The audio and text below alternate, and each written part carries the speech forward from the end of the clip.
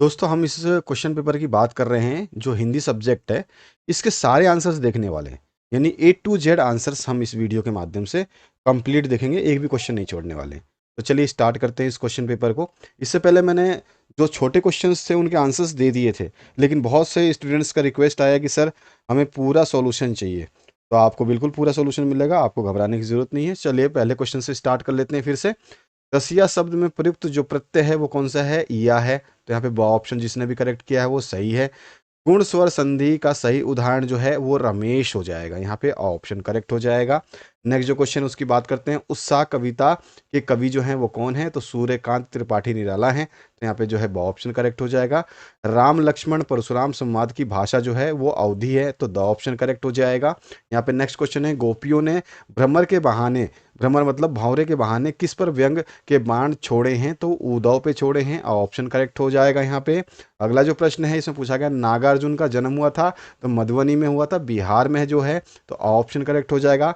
Captain किसका नाम था? कैप्टन जो है चश्मे वाले का नाम था, ऑप्शन करेक्ट हो जाएगा। लखनवी अंदाज व्यंग के लेखक जो है वो कौन है? तो यशपाल जी हैं, यहाँ पे ऑप्शन करेक्ट हो जाएगा।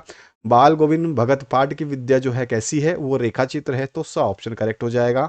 नेक्स्ट जो है संस्कृति का परिणाम जो है सभ्यता है, ब ऑप्शन करेक्ट हो जाएगा। नेक्स्ट जो क्वेश्चन है, हमारे समाज में नाग जो प्रतीक होता है वो इज्जत का होता है, तो यहाँ पे स ऑप्शन करेक्ट हो जाएगा। हिंदी का पहला आंचलिक उपन्यास जो माना जाता है वो है मैला आंचल, लेकिन ऑप्शन नहीं है, तो देहाती दुनिया उसके बाद में आता है, तो यहाँ पर जो है ब ऑप्शन करेक्ट हो जाएगा।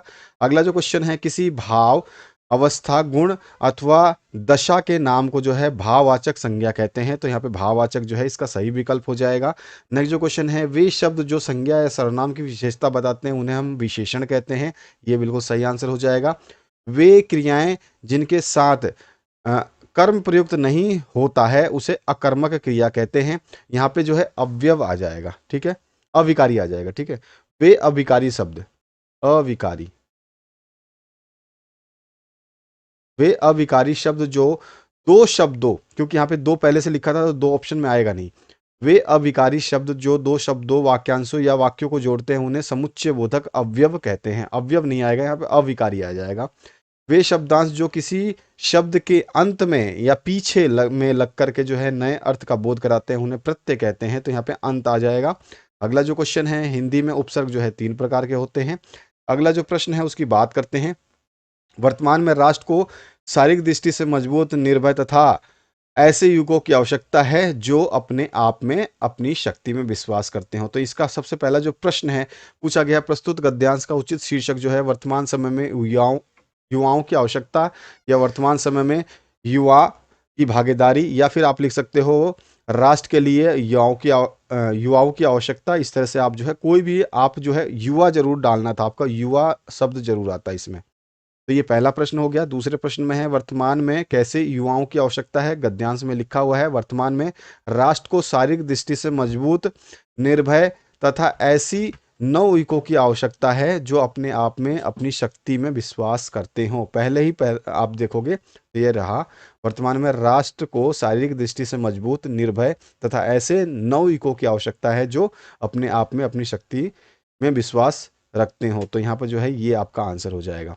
नेक्स्ट जो क्वेश्चन है इसमें पूछा गया है, राष्ट्र की सबसे बड़ी सेवा क्या है? तो गरीबों भूखों और पीड़ितों की सेवा में अपने आप को अर्पित करना ही राष्ट्र की सबसे बड़ी सेवा है। यहाँ पे जो प्रश्न है इसका आंसर यहाँ पे देखो ये लिखा हुआ है, गरीबों भूखों और पीड़ितों की सेवा में अपने आप को अर्पित करना ही राष्ट्र की सबसे बड़ी सेवा है, तो ये इसका आंसर हो जाता। नेक्स्ट जो क्वेश्चन है इसमें पूछा गया, विवेकानंद के उपदेश का ध्येय वाक्य क्या है? तो विवेकानंद के उपदेश का ध्येय वाक्य जो है, उठो जागो और तब तक रुको नहीं जब तक लक्ष्य प्राप्त ना हो जाए, ये वाला आंसर हो जाएगा। तो मैंने यहाँ पे लिख रखा है विवेकानंद के उपदेशों का ध्येय वाक्य उठो जागो और तब तक रुको नहीं तब जब तक आपका लक्ष्य प्राप्त ना हो जाए। तो इस तरह से आपको इसका उत्तर लिखना था। राष्ट्रभक्ति की भावना का आधार किसे माना गया है?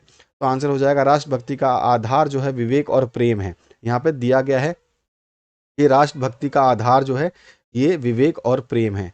यहाँ पे आंसर आपको देखने को मिल जाएगा, ये यही आपको लिखना था। इसके बाद जो नेक्स्ट क्वेश्चन है इसमें पूछा गया है, आस्तिक शब्द का विपरीतार्थक शब्द जो है आपको विलोम शब्द लिखना था, तो आस्तिक का नास्तिक हो जाएगा, जो कि आपको पैराग्राफ में स्टार्टिंग में दिया गया है, यहाँ पर देख सकते हो ये रहा नास्तिक। आ जाइए नेक्स्ट क्वेश्चन की तरफ, उसकी बात करते हैं। है कौन विघ्न ऐसा जग में टिक सके आदमी के मग में, खम ठोक ठेलता है जब नर, पर्वत जाते पा उखड़। तो इस तरह से ये पैराग्राफ है। इस पैराग्राफ का जो आंसर है, पहले क्वेश्चन की बात करें, प्रस्तुत गद्यांश का उचित शीर्षक जो है वीर हो जाएगा। वीर से लिखा हुआ कुछ भी, वीर मनुष्य, वीरता, कुछ भी आपने वीर जैसा कुछ शब्द लिखा है तो आपका आंसर सही हो जाएगा। आदमी के मग में कौन नहीं टिकता है, तो आपको स्टार्टिंग में बताया है विघ्न नहीं टिकता। कोई भी ऐसा विघ्न नहीं है, कोई ऐसी बाधा नहीं है जो टिक सके, तो यहाँ पे विघ्न जो है इसका आंसर हो जाएगा। नेक्स्ट जो क्वेश्चन है, पत्थर कब पानी बन जाता है, मानव जब जोर लगाता है तब पत्थर पानी बन जाता है, पैराग्राफ में लिखा हुआ है। नेक्स्ट जो क्वेश्चन है, रोशनी किसे नहीं मिलती है, तो रोशनी उसे नहीं मिलती है जो बत्ती को नहीं जलाता है, तो यहाँ पे जो है ये ऑप्शन हो जाएगा आपका सही। और पर्वत के पांव कब उखड़ जाते हैं, खम ठोक लेता है जब नर, यहाँ पे लिखा हुआ है, आप देखोगे खम ठोक लेता है जब नर, पर्वत के पांव उखड़ जाते हैं। या फिर आप इसको अगर अपने हिंदी भाषा में लिखना चाहो तो मानव जब जोर लगाता है तो पत्थर पानी बन जाता है, ये इसका आंसर हो जाएगा। इसके बाद जो है, मेहंदी के बीच क्या छिपा है, तो मेहंदी के बीच जो है लाली छिपी हुई है, लालिमा है, क्योंकि मेहंदी हरे कलर की होती है और ये लाली देती है। बाकी आगे जो आपको दिया गया है इसमें, वर्तिका, वर्तिका बीच उजियाली, वर्तिका मतलब होता है दीपक, ठीक है, तो यहाँ पे दीपक का नहीं पूछा है, आपसे मेहंदी पूछी है, और मेहंदी में जो है बीच में छुपी होती है लाली। आ जाइए नेक्स्ट क्वेश्चन की तरफ। यहाँ पे जो पूछा गया है, शहनाई और डुमराव एक दूसरे के लिए किस प्रकार उपयोगी हैं, तो मैंने लिख दिया है यहाँ पे आंसर, शहनाई और डुमराव एक दूसरे के लिए जरूरी है। शहनाई बनाने के लिए रीड का प्रयोग होता है, जो अंदर से पोली होती है यानी खोखली होती है, जिसकी मदद से शहनाई को फूका जाता है। रीड नरकट से बनाई जाती है, जो एक प्रकार की घास है, जो डुमराव गांव गांव के सोन नदी के किनारे जो है पाई जाती है। तो ये जो है आप इसमें लिख सकते थे कि डुमराव और शहनाई का क्या संबंध है। इसके बाद जो नेक्स्ट क्वेश्चन है, हालदार साहब ने जब नेताजी की मूर्ति को पहली बार देखा तो उनकी दृष्टि में क्या बात खटकी थी, तो आंसर हो जाएगा, मूर्ति की आंखों पर सरकंडे से बना हुआ छोटा सा चश्मा रखा था या लगाया गया था, जैसा बच्चे बना लेते हैं। यह देखकर जो है हालदार साहब की आंखें नम हो गई, तो ये बात जो है उनको खटक गई थी। आगे आते हैं नेक्स्ट क्वेश्चन की तरफ। नेक्स्ट क्वेश्चन में पूछा गया आपसे, छोटे बच्चे की मनोहरी मुस्कान देखकर के कवि के मन में क्या भाव उमड़े, यह दंतुरित मुस्कान कविता के आधार पर आपको बताना है। बच्चे की दंतुरित मुस्कान को देखकर कवि का मन प्रसन्न हो उठता है, उसके गंभीर मन में जान आ जाती है और उसे ऐसा लगता है मानो उसकी झोपड़ी में कमल के फूल खिल गए हों या फूल खिल उठे हों, मानो पत्थर जैसे दिल में प्यार की धारा उमड़ पड़ी हो, या बबूल के पेड़ से जो है शेषाफलिका के फूल जो है झरने लगे हों। इस तरह से नेक्स्ट जो क्वेश्चन इसमें पूछा गया आपसे, उत्साह कविता का मूल भाव क्या है, तो इस कविता में बादलों को क्रांति दूत मान करके सोए और अलसाए और कर्तव्यमुख लोगों को जो है क्रांति लाने के लिए प्रेरित किया गया है। इस क्रांति या विप्लव के बिना जो है समाज की जड़ता और कर्तव्य विमुक्ता में परिवर्तन लाना संभव नहीं है। लोगों में जो है उत्साह भरना ही उत्साह कविता का उद्देश्य है। इस तरह का मतलब आपको मिलता जुलता लिखना था, ऐसा नहीं है कि आपको बिल्कुल एज इट इज जो लाइनें यहाँ पे दी गई हैं ऐसा लिखना था, ऐसा नहीं है। आपने अगर इससे मिलता जुलता आंसर लिखा है तो आपका बिल्कुल आंसर सही है, आपको पूरे नंबर मिल जाएंगे। गंगटोक शहर को देख करके लेखक को क्या अनुभूति हुई, ये आपको बताना है। तो हिमालय का स्वरूप जो है पल पल बदलता है, प्रकृति इतनी मनमोहक है कि लेखिका किसी बुत सी माया और छाया के खेल को देखती ही रह जाती है वहां पर जो है। और साथ ही साथ वातावरण में उसको अद्भुत जो है शांति प्राप्त हो रही थी। इन अद्भुत और अनूठे नज़ारों ने लेखिका को जो है पल मात्र में ही जीवन की शक्ति का एहसास करा दिया। उसे ऐसा लगा कि जैसे वह देश व काल की सरहदों से दूर बहती धारा बन करके जो बह रही हो, और उसके मन में जो है सारा मैल, वासनाएं और निर्मल धारा में जो भी ये चीज़ें वो नष्ट हो चुकी हैं और बह चुकी हैं।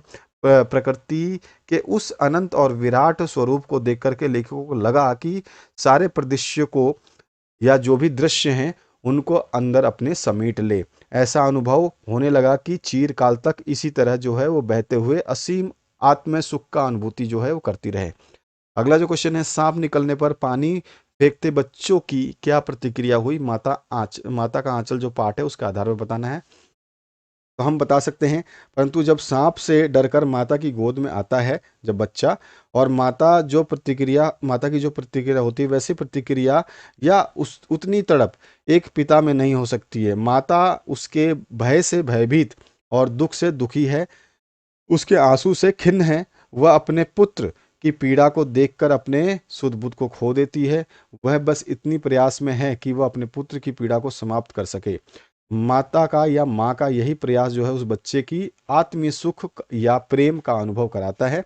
उसके बाद तो बात शीशे की तरह साफ हो जाती है कि पाठ का शीर्षक माता का आंचल उचित है। तो माता के आंचल के पाठ के आधार पर हमें बताना है कि किस तरह की प्रतिक्रिया जो है बच्चे की होती है। बाकी इससे मिलता जुलता आपने आंसर लिखा है, बिल्कुल सही हो जाएगा। नेक्स्ट जो क्वेश्चन है, नमक मिर्च लगाना मुहावरे का अर्थ बताते हुए वाक्य में प्रयोग करना। नमक मिर्च लगाने का मतलब होता है किसी बात को बढ़ा चढ़ा के कहना। वाक्य प्रयोग आपने जो भी किया होगा वो सही होगा। आगे देखते हैं नेक्स्ट क्वेश्चन जो आपका है, जो आपके पठित गद्यांश आए हुए बुक से। तो यहाँ पर जो है पहला प्रश्न पूछा गया है, आग के आविष्कार से में क्या प्रेरणा रही होगी। तो यहाँ पे सीधा सीधा लिखा हुआ है, पहले आग के आविष्कार में कदाचित पेट की ज्वाला की प्रेरणा रही होगी। ठीक है, तो यहाँ पर जो है पेट की ज्वाला जो है ये आपका आंसर आ जाता। तो पेट की ज्वाला की प्रेरणा। तो बाद शरीर को सजाने की प्रवृत्ति किसके आविष्कार का कारण बनी। तो सुई धागे के आविष्कार का जो है कारण बनी शरीर को सजाने के लिए, जो कि वस्त्रों के लिए जरूरी थी। खुले आकाश के लिए सोए व्यक्ति को नींद क्यों नहीं आती। तो यहाँ पे आंसर हो जाएगा, उसको केवल इसलिए नींद नहीं आती, पैराग्राफ में लिखा हुआ है, क्योंकि वह जो है यह जानने के लिए परेशान रहता है कि आखिर यह मोती भरा थाल क्या है। यानी कि आकाश में जो टिमटिमाते हुए तारे हैं वो क्या है, इसके बारे में वो जानने के लिए जो है नहीं सो पाता है, इसीलिए उसको नींद नहीं आती है। वास्तव में संस्कृत मानव क्या नहीं कर सकता। तो संस्कृत मानव जो है निठल्ला नहीं बैठ सकता, यहाँ पे लिखा हुआ है लास्ट आंसर। ठीक है, इसके बाद में अथवा पाठ जो दिया गया है किसी ने ये किया होगा। तो यहाँ पे देखो, हड़ताल का आह्वान किस सिलसिले में किया गया था। तो आज़ाद हिंद फौज के मुकदमे के सिलसिले में। तो यहाँ पे जो है आंसर हो जाएगा आज़ाद हिंद फौज के मुकदमे के सिलसिले में। नेक्स्ट जो क्वेश्चन पूछा गया है, जो हड़ताल नहीं कर रहे थे उनके प्रति क्या प्रतिक्रिया थी। तो जो हड़ताल नहीं कर रहे थे, छात्रों का एक बहुत बड़ा समूह वहां जाकर के हड़ताल करवा रहा था। तो ये इसका आंसर हो जाएगा। नेक्स्ट जो क्वेश्चन है, शाम को विद्यार्थी वर्ग कहाँ इकट्ठा हुआ। तो यहाँ पे आंसर हो जाएगा हमारा, पूरा विद्यार्थी वर्ग जो है चौपड़ यानी कि मुख्य बाजार का चौराहा पर इकट्ठा हुआ। तो यहाँ पे ये आंसर हो जाएगा। नेक्स्ट जो क्वेश्चन है, विद्यार्थियों के इकट्ठा होने के बाद क्या हुआ। तो भाषणबाजी हुई, यहाँ पे लिखा हुआ है फिर भाषणबाजी। ठीक है, तो यहाँ पर जो है ये आंसर हो जाएगा। नेक्स्ट जो क्वेश्चन है उसकी बात करते हैं। यहाँ पर जो है पठित पद्यांश दिया गया है ऊधो वाला चैप्टर से। तो सबसे पहला क्वेश्चन पूछा गया, गोपियों ने किसे बड़भागी कहा है। तो आंसर हो जाएगा ऊधो को बड़भागी कहा गया है। नेक्स्ट जो क्वेश्चन है, उसे बड़भागी क्यों कहा गया है। तो ऊधो को इसलिए बड़भागी कहा गया क्योंकि ऊधो जो है श्री कृष्ण के प्रेम से जो है दूर है, उन्हें श्री कृष्ण का प्रेम अपने बंधन में नहीं बांध सका। ये इसका आंसर हो जाएगा। नेक्स्ट जो क्वेश्चन है, पुरीन पात से क्या अभिप्राय है। पुरीन पात का मतलब होता है कमल का पत्ता। तो यहाँ पे आंसर हो जाएगा कमल का पत्ता। नेक्स्ट जो क्वेश्चन है इसमें पूछा गया आपसे, तेल की गगरी पानी में डुबोने पर क्या होता है। तेल की गगरी को पानी में डुबोने पर जो है क्या होता है। तो तेल की गगरी जब पानी में डुबोते हैं तो उस पर एक बूंद भी जो है पानी नहीं ठहरता है, यानी पानी का असर नहीं होता है। तो इस तरह से इसका आंसर हो जाता। इसी का अथवा पाठ किसी बच्चे ने किया होगा।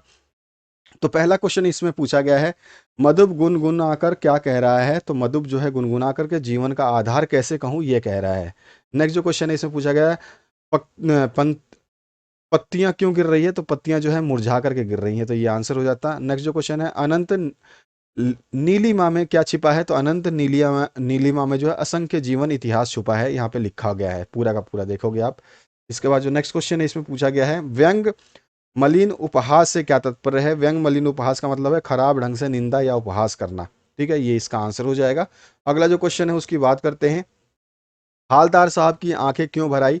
नेताजी चश्मा के पाठ के आधार पर। कैप्टन एक देश प्रेमी था, नेताजी जैसे देशभक्त के लिए उसके मन में सम्मान की भावना थी। उसके मर जाने के बाद हालदार साहब को लगा कि अब समाज में जो है किसी के भी मन में नेताजी या देशभक्तों के प्रति सम्मान की भावना नहीं है, इसलिए जो है वो मायूस हो गए और उनकी आंखें भर आई। इसके बाद अथवा पाठ भी दिया गया है, इसमें आप जो है बता सकते हैं, लखनवी अंदाज व्यंग में लेखक ने किस वर्ग पर कटाक्ष किया है। तो लखनवी अंदाज कहानी में यशपाल ने लखनऊ के एक नवाब साहब की बनावटी जीवन शैली का कथानक जो है उपस्थित किया है, वहाँ पर कथा जो है बताई है। नवाब साहब ने हीरो को छील करके और नमक मिर्च लगा करके केवल सूंघा और कहा कि इसका स्वाद लाजवाब है, और खीर को खाए बिना ही फेंक दिया। इस तरह दिखावटी रईस बनने का आचरण जो है यहाँ पर जो है उस तरह के लोगों पर जो है कटाक्ष किया गया है जो लोग दिखावा करते हैं। आगे नेक्स्ट क्वेश्चन है, सेवकू सो जो करे सेवकाई, अरी करनी करी अरी लड़ाई। तो यहाँ पे पंक्ति के आस पर परशुराम ने जो है राम के किस कार्य को शत्रु के कार्य के समान बताया है? तो आंसर हो जाएगा, परशुराम कहते हैं, हे नाथ, शिव के धनुष को तोड़ने वाला कोई आपका सेवक नहीं, सेवक ही होगा, क्या आज्ञा है, मुझसे आप क्यों नहीं कहते? इसे सुनकर जो है क्रोधित मनु जो है परशुराम नाराज होकर के बोले, सेवक वही है जो सेवा करे, शत्रु कर्म करके जो युद्ध करे वह सेवक नहीं है। हे राम सुनो, जिसने शिव धनुष तोड़ा है वह सहस्त्रबाहु की तरह मेरा शत्रु है, इसलिए वह उपस्थित राजाओं के समूह से स्वयं अलग हो जाए, नहीं तो सभी राजा मारे जाएंगे। तो यहाँ पर जो है ये पूरा का पूरे लाइन का ये अनुवाद है। अगर इससे मिलता जुलता आपने लिखा है तो आपका आंसर सही हो जाएगा। फिर आपका नेक्स्ट जो क्वेश्चन है, इसमें सूर्यकांत त्रिपाठी निराला ने जो अट नहीं रही कविता रची है, इसमें फागुन की मादकता का कैसा वर्णन किया गया है, ये आपको बताना है, जो कि मैंने यहाँ पे आंसर दिया हुआ है। इसके बाद जो है तुलसीदास का जो है आपको यहाँ पे कृतित्व और व्यक्तित्व लिखना था, जो कि मैं पहले क्वेश्चन करा चुका था। तो इस तरह से जो है इसका आंसर लिखना था, जो कि आप देख सकते हैं मिलता जुलता आपने लिखा होगा तो आपका आंसर सही हो जाएगा। अगला जो प्रश्न है, इसमें पूछा गया यशपाल के, या तो आप तुलसीदास का करते या फिर यशपाल, दोनों में से कोई एक ही करना था आपको, तो दोनों का ही मैंने दे दिया है। तो आपने जो भी क्वेश्चन किया है, चाहे ऊपर वाला किया हो या नीचे वाला किया हो, तो आप मैच कर लेना।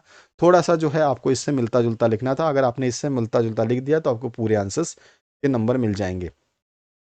इसके बाद जो है नेक्स्ट क्वेश्चन है, जाने कितना ऋण है हम पर इन नदियों का, हम हिम शुक्रों का, साना साना हाथ जोड़ी पाठ के आधार पे जो हमें बताना है कि मणि ने ऐसा क्यों कहा होगा। तो मणि का यह कथन जो है किसके प्रति है, ये जो है प्रकृति के प्रति जो है अपना समर्पण भाव है, उसके प्रति इन्होंने कहा था। फिर उसके बाद जो है आप इसको विस्तृत रूप से उत्तर बता देंगे कि जो है उसने किस तरह से नदियों को वहाँ पे व्यक्त किया है, ठीक है, उससे क्या प्रेरणा मिलती है, ये सारी चीज़ें थोड़ा सा बता सकते थे। तो यहाँ पर जो है इसका आंसर हो जाएगा। नेक्स्ट जो है इसमें पूछा गया है, एक दिन मैंने हिरोशिमा पर एक कविता लिखी, जापान में नहीं भारत लौट करके रेलगाड़ी में बैठे बैठे। जो आगे ने जो है तत्काल कुछ लिखा, तत्काल कुछ ना लिख करके भारत में लौटने के बाद में जो है कविता क्यों लिखी, ये आपको बताना था। तो इसका भी आंसर मैंने यहाँ पे दिया हुआ है। इसके बाद जो नेक्स्ट क्वेश्चन है आपका, कन्या भ्रूण हत्या और शिक्षा के क्षेत्र में मोबाइल की उपयोगिता, इन सभी को मैंने पहले ही करवा दिया था, तो आपने कर दिया होगा। बढ़ती हुई ध्वनि प्रदूषण जो है और मेरे जीवन की अविस्मरणीय घटना, इनमें से कोई भी एक करना था। इसके अलावा आ जाइए नेक्स्ट क्वेश्चन जो आपसे पूछा गया, स्वयं को राजकीय उच्च माध्यमिक विद्यालय नाहरपुरा का छात्र राहुल मानते हुए जो है विद्यालय के प्रधानाध्यापक को विद्यालय में पुस्तकालय सप्ताह मनाए जाने हेतु प्रार्थना पत्र जो है आपको लिखना है। तो ये प्रार्थना पत्र मैंने यहाँ पे लिखा हुआ है। तो यहाँ पे सीधा सीधा सेवा में प्रधानाचार्य राजकीय उच्च माध्यमिक विद्यालय नाहरपुरा, जो आपको जो एड्रेस दिया है वो लिख दोगे। उसके बाद जो है विषय लिखते हुए कि आपको जो है पुस्तकालय सप्ताह मनाना है, उसका अनुरोध कर रहे हो। फिर महोदय करते हुए जो भी आपने यहाँ पे शब्द सही लिखे होंगे वो बिल्कुल सही है, ठीक है। तो इस तरह का जो है आपको शब्दों को पिरोना था, जो कि मैंने यहाँ पे दिया हुआ है। उसके बाद आगे का शिष्य करते हुए आपका नाम जो है यहाँ पे राहुल बनाया है, तो राहुल आपको लिख देना था। इसके बाद आज ये नेक्स्ट क्वेश्चन पे, इस वाले क्वेश्चन में आपसे पूछा गया है कि रामगढ़ का निवासी आप अर्जुन मानते हुए अपने मित्र राकेश को जो ये जीवन में अनुशासन का महत्व बताते हुए जो एक पत्र लिखना है। तो इस तरह का ये पत्र लिखना था आपको, जो कि मैंने यहाँ पे दिया है। एड्रेस आपको मेंशन नहीं था, तो आप कोई भी एड्रेस यहाँ पे मेंशन कर सकते थे। और उसके बाद जो है इस तरह का पत्र जो आपका हो जाता। आपने कोई भी और शब्द अपने हिसाब से लिखा है तो और भी अच्छा है, कोई इशू नहीं है। ऐसा जरूरी नहीं है कि जैसा हमने लिखा है वैसा ही आप लिखो। इसके बाद जो है नेक्स्ट जो अंतिम प्रश्न बनता है, जिसमें महिला उद्यमिता केंद्र द्वारा बनाए गए अचार पापड़ की बिक्री हेतु जो है विज्ञापन तैयार करना है। और अथवा पाठ में जो आपको क्वेश्चन दिया गया है, विद्यालय में छात्रों द्वारा अनुपयोगी वस्तुओं से निर्मित वस्तुओं की प्रदर्शनी देखने के लिए एक विज्ञापन जो है आपको तैयार करना है। तो इन दोनों में से कोई एक क्वेश्चन करना था। विज्ञापन का मामला सेम ही रहता है, तो कुछ इस तरह का विज्ञापन आपने लिखा होगा, जो कि मैंने बताया था। आप SCUPW मेंशन करो ना करो कोई ज़रूरी नहीं है। हमारे विद्यालय में एक शिविर में निर्मित जो है अनुपयोगी सामग्री से बनी हुई उपयोगी सामग्री की बिक्री होती जो है उचित मूल्य पे उपलब्ध हैं। आप लोग जो है बहुत ही कम दाम में इसे खरीद सकते हैं। इस तरह से जो है आपका इसका आंसर लिख देना था। अगर आपने इस तरह का किया है तो भी ठीक है, और थोड़ा अपना डिज़ाइनर बताया है तो इस तरह से आपका डिज़ाइनर जो है बन जाएगा। तो ये आपका सॉल्यूशन हुआ। बाकी मैंने साइंस का पेपर आपको करा दिया है, साइंस का चेक कर लेना, ठीक है। सोशल साइंस का भी करवा दिया है। मैथमेटिक का करवा चुका हूँ मैं और संस्कृत का भी करवा चुका हूँ। बाकी और भी पेपर्स जो आ रहे हैं उनको चेक कर लीजिएगा, 80% 90% आराम से आपके बन जाएंगे। इस पेपर में मैक्सिमम लोगों ने जो है 70 to 80% गेन कर लिया होगा, क्योंकि ये पेपर बहुत ही ईजी था और आराम से आपने जो है सारे क्वेश्चंस अटेम्प्ट किए होंगे, क्योंकि जो पैराग्राफ दिए गए थे उसमें डायरेक्ट आंसर्स आपको मिल रहे थे। साथ ही साथ जो एमसीक्यू पूछे गए थे, तो एमसीक्यू तो बहुत ही इजी पूछे गए हैं, तो एमसीक्यू में आपको कोई भी तकलीफ नहीं हुई होगी। और फिलअप्स जो थे, फिलअप्स में भी ज़्यादा दिक्कत नहीं हुई होगी, कोई एक आधा फिलअप आपको जो है परेशान कर गया होगा, लेकिन सारे फिलअप्स अच्छे थे। तो इस तरह का जो है प्रश्न पत्र है। मैंने बता दिया कि प्लेलिस्ट में साइंस का जो है इंपॉर्टेंट क्वेश्चंस की सीरीज़ जो है उपलब्ध है। वायरल पेपर जो है साइंस का मैंने डाल दिया है, ठीक है। मैथमेटिक्स का डाला हुआ है, आप सोशल साइंस का भी देख सकते हैं, संस्कृत का देख सकते हैं, ये सारे उपलब्ध हैं। और जो उपलब्ध नहीं है वो भी उपलब्ध कराए जा रहे हैं, तो आपको जो है वो भी उपलब्ध हो जाएंगे। उन सभी को तैयार करिए, आप 100% जो है रिजल्ट गेन कर पाएंगे। Thank you very much, have a good day.